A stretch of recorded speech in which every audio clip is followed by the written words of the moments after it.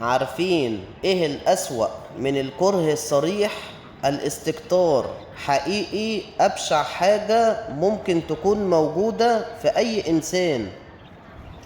الاستكتار يعني حد مستكتر عليك عيشتك، مستكتر عليك شغلانة كويسة، مستكتر عليك علاقة مرتاح انت فيها، مستكتر عليك حب الناس ليك، مستكتر انك عايش في حالك، مستكتر لبسك، اكلك، مكانك، عوض ربنا سبحانه وتعالى ليك.